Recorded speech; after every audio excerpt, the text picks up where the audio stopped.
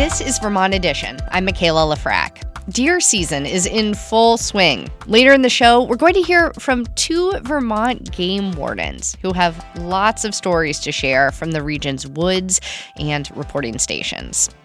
But first, we have some news out of a historic effort to draft new school district boundaries for the state. That work currently sits with Vermont's School Redistricting Task Force. This effort grew out of some deep frustration about property tax rates, which are influenced by the cost of public education. Vermont is also seeing declining enrollment in many of its small rural schools. Last week, before the task force wrapped up its work, most members backed one proposal. It isn't exactly a new map. Rather, it's a plan to incentivize school districts to voluntarily merge. This plan drew the rebuke of Governor Phil Scott, who said the task force failed to deliver the 3 map proposals it was supposed to complete. We're joined now by 2 members of this task force. Edye Graning represents Jericho in Underhill, in the state legislature. She's a Democrat, the co-chair of the task force, and a board member for the Mount Mansfield School District. Representative Graning, welcome to Vermont Edition. Hi, Michaela. Thanks for having me. Yeah, we're also joined by Jay Badams, a task force member. He retired last year from his job as the superintendent of an interstate school district in the Upper Valley, and he was one of the 3 members of this task force who developed the proposal we're talking about today. Jay, welcome back to the show. Hi, Michaela. Thanks for having me. Yeah, we're glad to have both of you. So, Representative Graning, you all have been meeting since August, and last week you released this proposal. We'll get into the details of it in just a moment. But first, I just want to be clear for everyone. The goals of this task force and the timeline, whatever you produce, isn't set in stone. It's not like what's going to happen starting next year, next legislative session, right? Can you explain that for us? Sure. Act 73, which passed in June, is a 147-page law, and about 8 of those pages are for the task force, the School District Redistricting Task Force that we've been serving on. And it names us, those of us that have been asked to serve on it, as an advisory body to put together maps to send to the legislature to consider for implementation. So we are simply an advisory body, and we did work in the last 3.5 months that probably should have taken significantly more time. Okay, so you're kind of racing against the clock to get a proposal or some ideas to the legislature before they reconvene at the beginning of January. And this proposal that folks voted on last week in part creates 5 regional cooperative education service areas.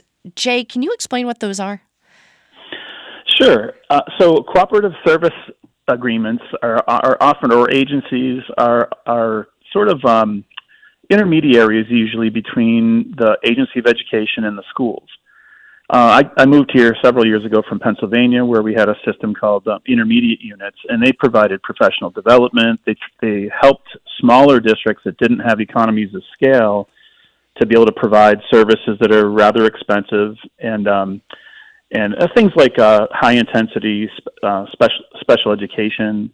They also did things that were more sort of back office functions, like helping with IT and some of our communication networks and federal programs, administration. So there are a lot of things that our smaller districts here in Vermont have to do on their own that with a cooperative services model, they'd be able to share and realize some economies of scale. Okay, so you're saying that this is, in fact, a way to create economies of scale, as you said, to streamline work rather than creating another layer of bureaucracy, which kind of from the outset, that's kind of what this overlay sounds like. Sure. Well, so we have examples in the state, and I can think of one in particular that I've been more closely associated with down in the southeast part of the state here. it's really an opportunity for us to realize actual cost savings for some of these services, and those they can range from anywhere from 10% savings to more than 40% savings, and it's tangible and it's research supported, and we're seeing that already in the communities in the southeastern region. And so the idea would be that rather than going through a traumatic consolidation that would be a huge imposition on our existing governance structures, would dramatically alter many of our communities and the relationships to their schools. We just felt that starting smaller by trying to find opportunities for shared services where we could realize some savings would be a much better way to start, absent the kinds of research that we need in order to prove that consolidation would even save any money. Mm. So this proposal has drawn some critiques from folks who want to see consolidation happen ASAP in order to bring down costs. We got an email about this from Robert, who lives in Warren, who says the Vermont education system has too much infrastructure. Taxpayers can't afford it. Districts must consolidate. Schools must close.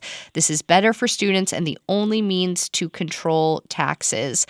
But in this report, you write that you have been unable to find peer-reviewed research or high-quality evidence that supports mergers on the scale that we've been contemplating here in Vermont. And they also might even underestimate the cost of merging.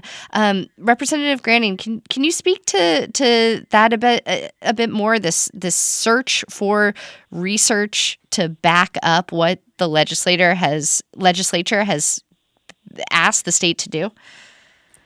I can, but what I really would like to talk about is this assumption that mergers will save money. And I think it's one of those things that people have said enough times that they believe it, instead of finding that research that shows that it actually does.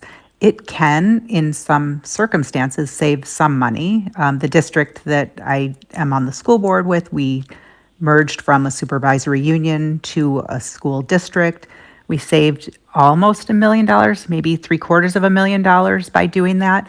But it wasn't because of the merger. It was because we were able to do things different and better. And without having everybody on board, it took years. It took us 3 or 4 years to become fully merged. And the costs associated with that were significant. So it's not an instant savings. It's not something that makes things better. It's something that people have to be on board with and really want to do, because it's an incredibly complicated and difficult thing to do. And then you can get benefit from it in the end. But these cooperative educational service areas allow you to do that with much less pain and a faster savings. And so we thought that in this time when everything is so complicated in the world, when our education system is it's fragile, that this is a better way going forward that will save taxpayers money and improve educational outcomes for students. So there's still a big hill to climb. I mean, not all of the task force members agreed on this proposal. It's been critiqued by Agency of Education Secretary Zoe Saunders and Governor Phil Scott. And there are a lot of Vermonters out there who have been hearing with excitement about plans to consolidate school districts. Certainly, a lot of folks also disagree with that plan. We've heard from both sides in this debate ahead of today's show. But does this report include next steps, not just this proposal, does it include next steps, not just for how to implement these plans, these education service areas, but also how to message this to the legislature to really bring people together, Jay? Well, we created probably the actual report we've created about this recommendation is longer than the law itself, Act 73, and we feel like it's pretty thoroughly researched. It was done under such constrained time limits that I'm sure we have some more polishing to do. But I'm just when I heard that the governor said we failed as a task force, I really disagree. I don't feel like we failed. I think we listened to Vermonters. So while you may be hearing from some folks that think we should consolidate, we visited 4 regions of the state, and we heard loud and clear from hundreds of people that they didn't feel convinced that the case had been made that these big districts and these forced mergers would yield the savings that I think the governor and the secretary contemplate. And our research supports that intuition that our communities expressed. If you think of just a few of the things that would be required as we move to larger districts, number one, you would certainly give up local control to a degree, to a pretty big degree, based on some of the original proposals that the governor and the secretary made. So the schools would be much less under the control of the local community.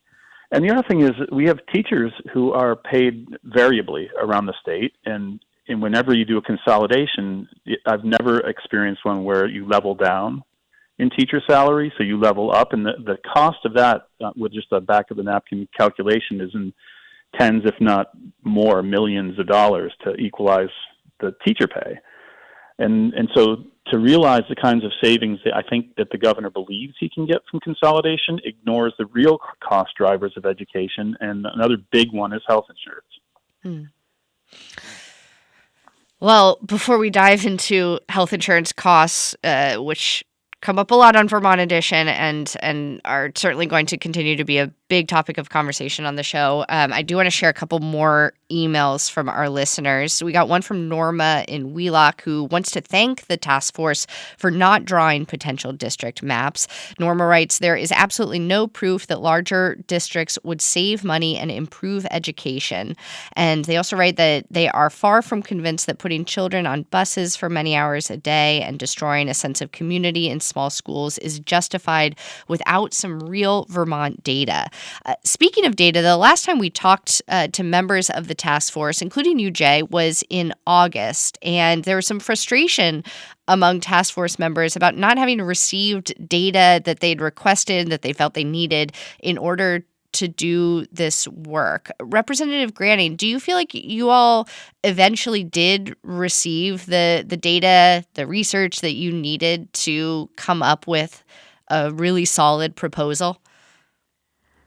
So not to get too in the weeds, but our data from the Agency of Education is really complicated. They have 2 separate systems that don't talk to each other.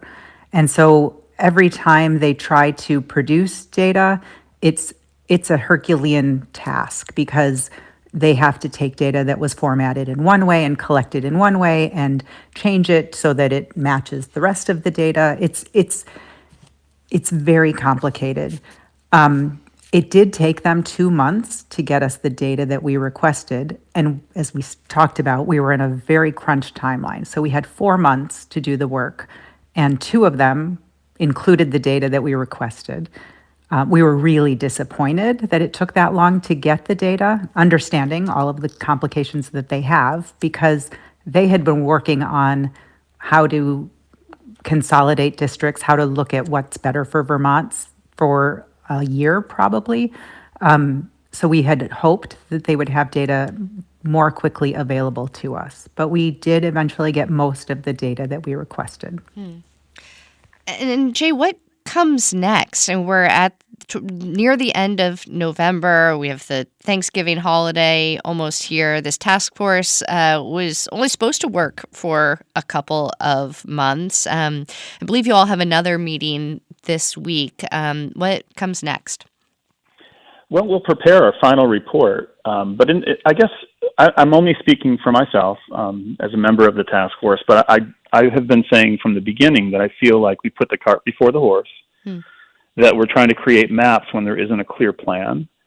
And what I've learned, I tried to keep a very open mind through the process, and what I heard in each of the regions we visited and all the data we reviewed, and we did get a lot of data from the AOE. I still can't get historical capacity data around like how much room is there in our buildings. because one of the critical pieces we think in any kind of cost-saving measure will be getting more students into fewer buildings. And there are places in the state where you have multiple high schools, for example, like around the Montpelier area and in the Rutland area are just two examples of places where we've had declining enrollment over the last 25 years, and we have the same number of schools. So it just seems logical that you'd find ways to consolidate, but it varies by region. And I think the next thing we really need to do is a thorough study of Vermont to get the kind of Vermont-specific data that we need to make really smart choices when we're going to ask communities to make such big changes. Well, there's lots more work ahead. I appreciate both of you coming on to talk about this task force work with us. I hope we can revisit the topic once that final report is in. I know many of our listeners have sent us emails about this that we haven't been able to share yet today. But again, it's a topic we'll certainly return to very soon in the winter and as the legislative session kicks off.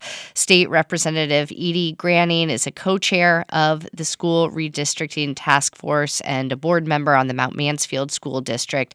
And Jay Badams is a member of the task force as well. Thank you both for your time today. Thank you, Michaela. And thank you so much to all of the Vermonters that came to task force events and our meetings and shared their thoughts and their experiences in Vermont schools with us. We couldn't have done the work without them. So really grateful for that. And briefly, on that note, Representative Graning, before we let you go, could you tell us, for folks who want to see some of the work that you all have done, a lot of it's up online. Where can people find it? So it's on the Agency of Administration's website, and that is aoa.vermont.gov.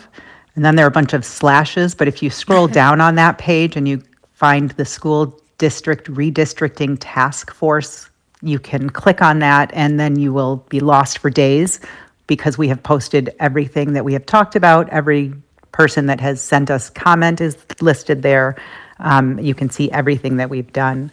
And our report will be out December 1st. So we're finalizing that as we speak, actually. All right. Representative Graning, thank you again. We have to take a short break, but coming up, we are going to speak with two Vermont game wardens who have some fascinating stories to share from deer seasons past and present. And we want to hear from you, too.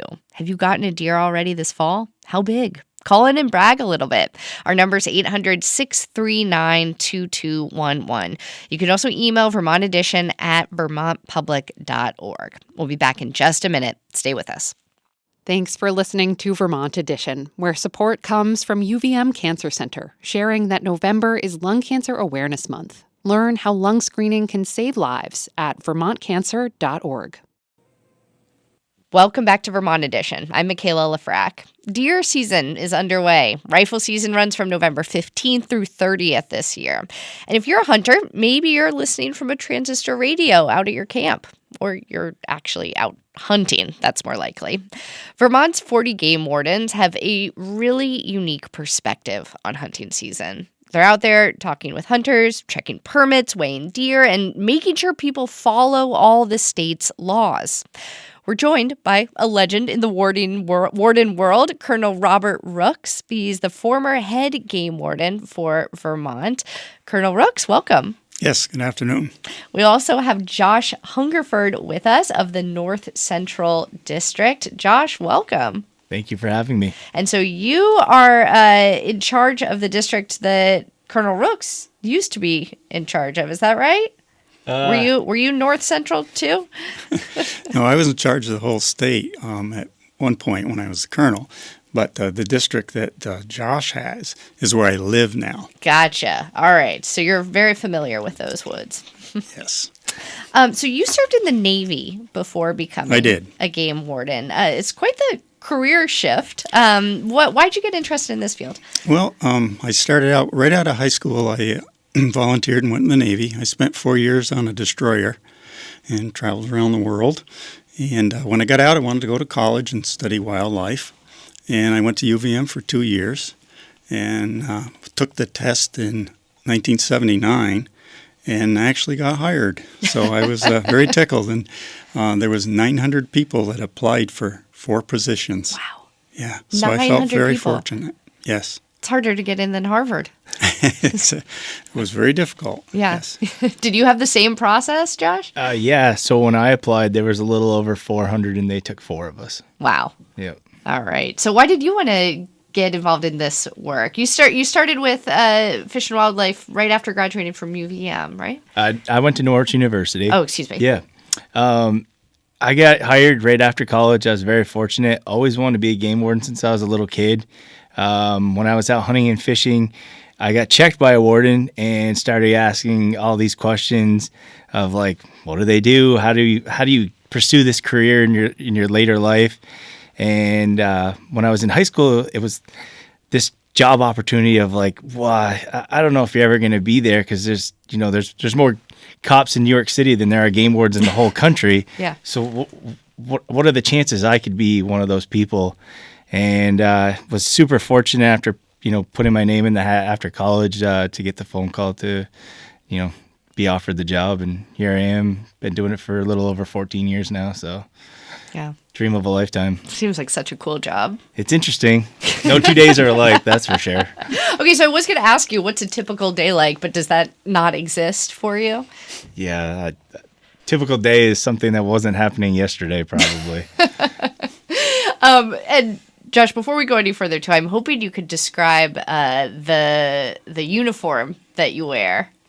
You got a lot of cool stuff. Yeah, sure. Over there on that shirt. Yeah, we're fully sworn law enforcement officers, just like any other law enforcement officer in the state. We could arrest you for DUI or speeding, pull you over, do all that stuff. But our main focus is fish and wildlife law. I wear a bulletproof vest. I have a radio, a firearm, handcuffs, mag pouches, tourniquet. Everything in any traditional law enforcement officer would carry. We carry as well. Mm. And I imagine the technology that you use has changed a lot from when you first started out doing this work, Colonel Rooks. How have you seen it change over the decades? Absolutely. I mean, there's a drastic change, especially in technology. But a lot of to put it in perspective, I have to look at the history of what happened. And back in the late 70s, early 80s, we had a huge overpopulation of deer. Mm-hmm. And there was only buck-only seasons, and the deer population exploded. It was like the perfect storm. And eventually the department got control of the deer herd and managed it and now brought it within carrying capacity of the land. And in 1978, we literally lost half our deer herd to malnutrition. It was a pretty pathetic thing. But what happened then was that we had so many people coming to Vermont to hunt. It was very overwhelming, and we were extremely busy. So it was mostly people coming from out of state. Yes. Oh, interesting. You literally, on the interstate the night before rifle season opens, every other vehicle on that car had orange on, and it was just bumper-to-bumper cars coming up the interstate from out of state. Huh. It was amazing. I mean, we just, the hours that we had to work, and getting back to your technology question, all we had were radios in our vehicle, and we didn't have a lot of the equipment that they have today. We had no portable radios. When you stepped out of your vehicle, you were on your own. If you were in the woods or wherever you happened to be, I mean, we didn't have any communications. There were no cell phones or anything like that. So it was a lot different. Yeah. Very much so. Yeah. So what did you do if you were like in the deep woods and you needed backup? There was no such thing. I mean, you had to make out on your own. Yeah. We did have deputy wardens that assisted us during our busy times, which was a lifesaver because we couldn't do the job without it. When I started, when I was first assigned to my patrol area, it was White River Junction, and from September till the end of deer season, I never had one day off. Worked every single day, and most weeks over 100 hours a week. Oh my gosh, did you get to go to Florida for a little bit later? No. And we didn't have the restrictions because the Garcia decision, which came along in the 80s, that required overtime to be paid for those kind of hours. So we were essentially, it was recognized that we would work whatever it took, and we did. Yeah. Wow. Now, is this still your busiest season?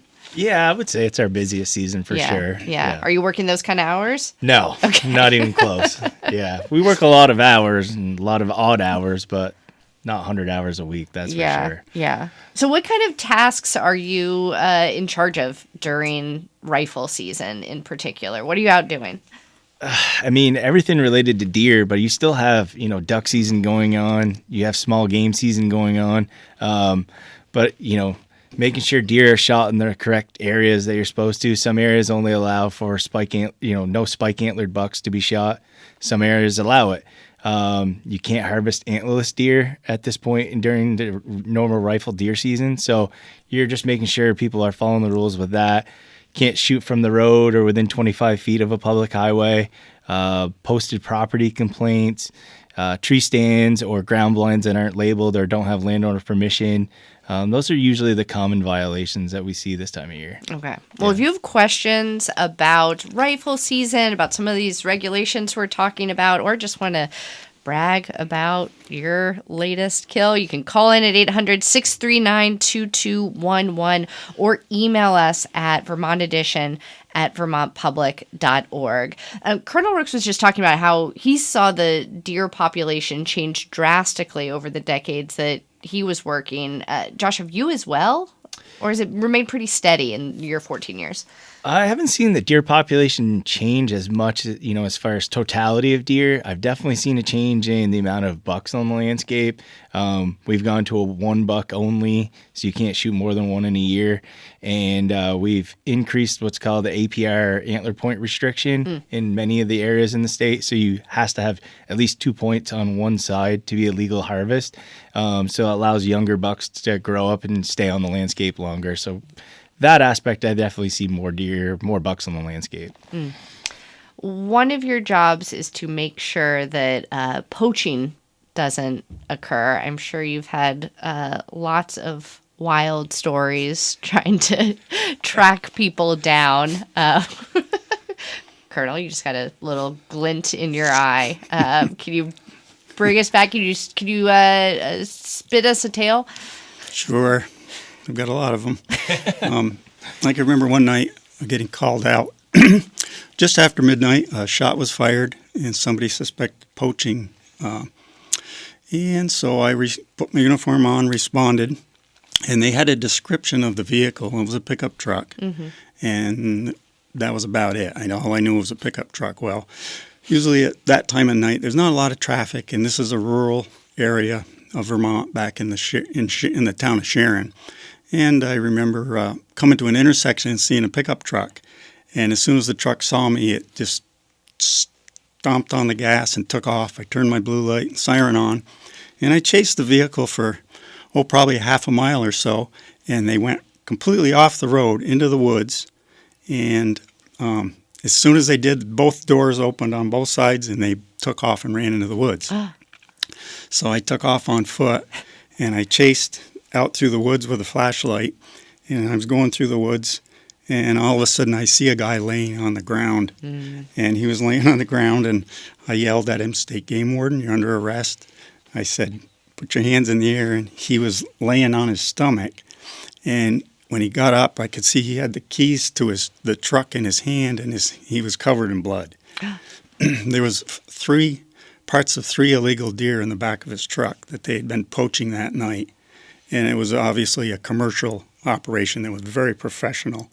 They knew exactly what they were doing. It was all bagged. They were butchered, and they were headed out of state. It was an out-of-state vehicle from Massachusetts. And the second guy got away from me. Yeah, I was going to ask. He got away.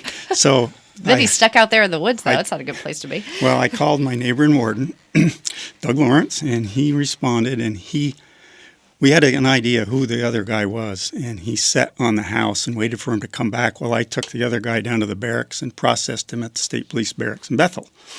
So he waited and waited, and about mid-morning, this guy comes walking up the road. And this is just a rural dirt road. There's only one house, and he comes walking up, and this is his home. And he's holding his pants up, and he's obviously wearing somebody's clothes that were way too big for him. He had gone to somebody's house, got clothes from them that didn't fit. Oh, my God. And he's holding his pants up, and he comes back to the house, and my partner went up and confronted him, and we ended up citing him too for taking illegal deer. Oh my gosh. Wow, so you must be pretty fast if you found that guy on foot. Yeah, I scared him to death. I mean, he literally was shaking so bad, and the funny part is his nickname was Bigfoot. This man was a giant of a man. I'm not kidding you. He stood up, and I was looking up at him, and I put him in handcuffs, and he was just shaking like a leaf. He thought I was going to shoot him.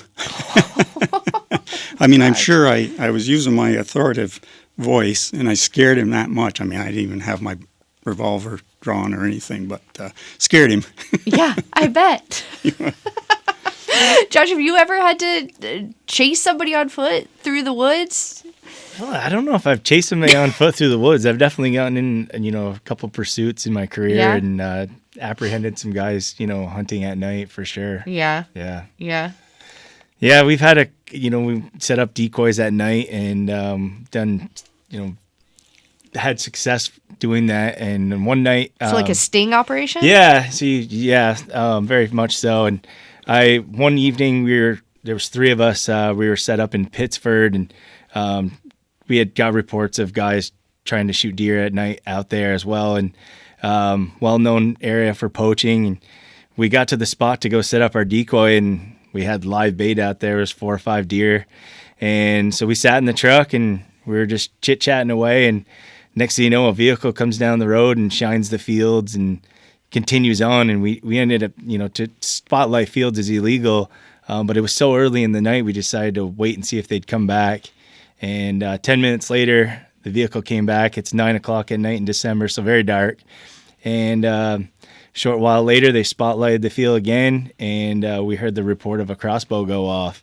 It's not very loud, but that night you could hear a pin drop. It was one of those crisp, clear December nights, and so we took off after them with our lights off in our truck, and we got up behind them and lit their truck up and pulled them over. And it was a dude that I had arrested. That was the 4th time that hunting season. Very habitual offender. He's now back on the straight and narrow, but for a few years he was high on the radar for sure. So you know him well. Yeah, you probably know we're on first name basis for sure. I bet you know the offenders well, and also the folks that are out there all the time with their families and following the rules, but Right. You see them every year. That's a unique part of the job, and we talked about that on the way down here. See, the majority of what the game wardens do is a compliance check. So we're dealing with people all day long that are in compliance with our laws. About 98% of them are abiding by the hunting, fishing, and trapping regulations. So we're dealing with these people. It's just a small percentage of folks that give us the headache. And it gives you a unique opportunity to, be a member of the community. And just about everybody, I can tell you, is going to know who Josh Hungerford is in that whole Franklin County area. Mm-hmm. It's simply because of the methods that they use. And the other law enforcement divisions call it community-based policing, but we've never gotten away from it.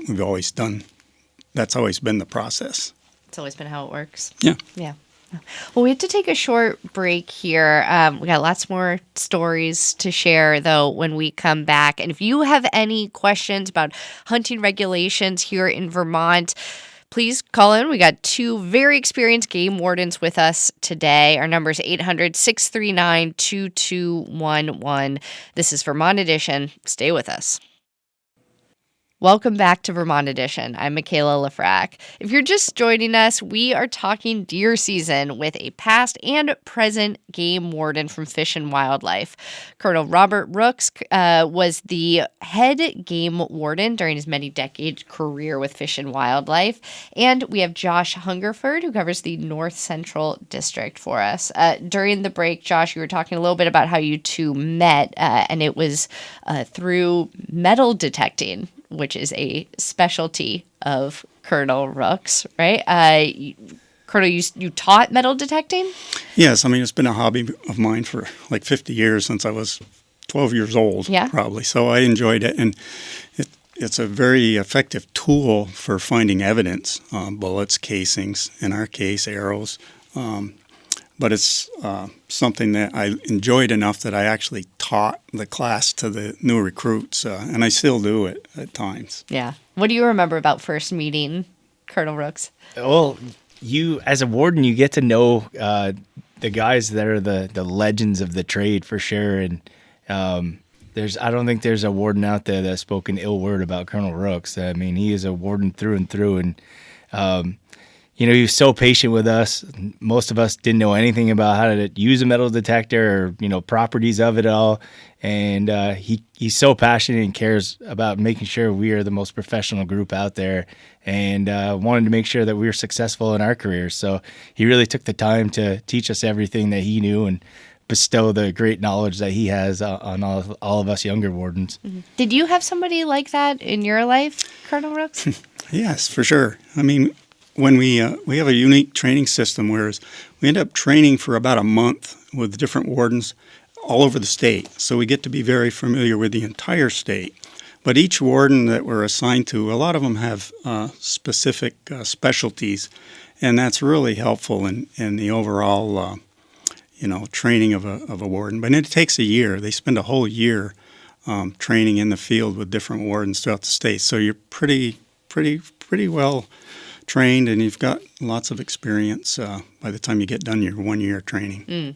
So you're officially retired now, but Josh, do you ever rope the colonel back in for duty? Every once in a while. This past year, I had a shooting from the road case that I was looking for the shell casing. And so that somebody was standing on the road and within hunting? 25 feet of the road. You Okay. you have to be further than 25 feet from the travel portion of the roadway to actually shoot at wildlife. And I got a call from a concerned citizen that thought this hunter was too close to the road. So we went up, and unfortunately it snowed so much that day that it was really difficult for our canines to find the shell casing from the gunpowder. And it was just down the road from Colonel Rooks' house. So I jumped in the truck. I didn't have any cell phone service. And I said, I'm going to see if Bob's home. So I drove down the road and I pull in the driveway, and he's like, Josh. I was like, what's going on? Hey, you're coming out of retirement if you don't have time, and grab your metal detector. He's like, okay. And now it was raining and snowing and sleeting. And well, what are we looking for? I said, we're looking for a shell casing. All right, let's go. And he, it's like, well, you're back in the field again, so jump in the truck and let's go. And we ended up finding the shell casing. The hunter was far enough off the road. Everything was legal. But, that's the thing about game wardens. We rely so heavily on the public to call us when they see something going on. We cover anywhere between 6 and 10 towns, and we can't be everywhere at once, and it's impossible. So when it comes back to that community policing, that when the public sees something wrong, they got to call us. Yeah. Well, Colonel Rooks, you seem like the kind of person that might be okay with getting that knock on your door every once in a while, pulling you out of retirement. I love it. Yeah. So you all are out in the elements during often the coldest parts of the year. For a big baby like myself, what are your tips for staying warm and actually being able to enjoy that time of year outdoors? Colonel? Well, you just got to dress for the season. And we get cold. We set out at night, typically with the windows down in our trucks in a remote area, watching for poaching area at night. And you got to keep the windows down the whole time? Yeah. Woo! A blanket works really good. You put a blanket on your lap. That helps quite a bit. But you want to wear your long johns, and you want to have a down vest. Yep. Lots of warm clothes. Mm-hmm. Yeah. Any tips, Josh? Dress in layers, because as soon as you're sitting out there getting cold, then you get a call that you got to go hike somewhere. So layers. Have an extra pair of socks in your truck, and different coats, because you never know what tomorrow's going to bring. Yeah. How have you seen the population of hunters in Vermont change over the years? We talked about the deer population, but Colonel, what have you noticed? Compared to what it was when I first started in the late 70s, there's no comparison. I mean, just about everybody in Vermont was a hunter. There was so many more hunters, and you can see it in the aging. You can see the majority of the hunters you see today, unfortunately, are probably my age. I'm 70 years old, and that's what we're seeing. It is dying out. There are enough youngsters taking it up to keep the tradition going, but there's not near the hunters that we had many years ago. Not even close. Yeah. How do you feel about that shift? I mean, well, it's just a change, and people when I grew up as a kid, you didn't have the games that they have today to play. We didn't even have sports. I mean, that's what you did. You hunted and you fished, trapped muskrats. I mean, that was a part of growing up, and it's changed a lot. It's not the same. Yeah. Yeah. Have you noticed that same shift too, Yeah, Josh? definitely less hunters on the landscape for sure. We see that trends in our licensed sales. But then there's also new trends of people that come from a non-traditional hunting background that are interested in it because of the food source that is associated with hunting. Yeah.